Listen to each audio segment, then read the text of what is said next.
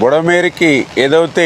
ఇటు లెఫ్ట్ బండి మీద 3 ఏదైతే బ్రీచెస్ 200 మీటర్ల పైబడి ఏదైతే పడ్డాయో, అదేవిధంగా అటు రైట్ బండి మీద 7 బ్రీచెస్ ఏదైతే పడ్డాయో, అదేవిధంగా ఏదైతే పులివాగు దగ్గర 3 బ్రీచెస్ ఏదైతే పడ్డాయో, మరి వెంటనే అందులో కూడా ప్రత్యేకించి ఈ లెఫ్ట్ బండి మీద ఉన్నటువంటి ఆ 200 మీటర్ల 3 బ్రీచెస్ని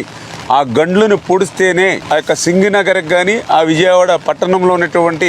వరద ఉధృతిని తగ్గించవచ్చు. ఎన్ని సహాయ సహకారాలు చేసినా కూడా, బాధ్యతలు తీసుకుని మనం పని చేసినా కూడా ఈ గండ్లు పూడ్చకపోతే ఆ యొక్క సింగనగర్ కానీ ఆ యొక్క విజయవాడ పట్టణ ప్రజలకు కానీ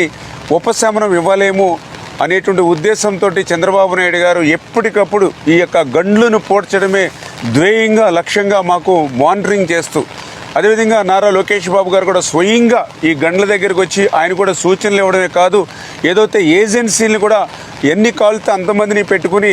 ఈ ఎంత ఎక్విప్మెంట్ కావాలంటే అంత ఎక్విప్మెంట్ కూడా ఆయన ఎప్పటికప్పుడు మాకు అందిస్తూ ప్రతి 1 అవర్ కూడా క్లోజ్ మానిటరింగ్ చేస్తూ ఉన్నారు. అందుకే ఈరోజు ఎంత వర్షం వచ్చినా గాలి వచ్చినా కూడా దాన్ని కూడా మేము తట్టుకుని ఎదుర్కొని ఏదైతే అధికారులు కానీ అదేవిధంగా ఏజెన్సీలు కూడా వాళ్ళ యొక్క సహకారంతో ఆ బుడమేరు గండ్లను యుద్ధ ప్రాతిపదిక మీద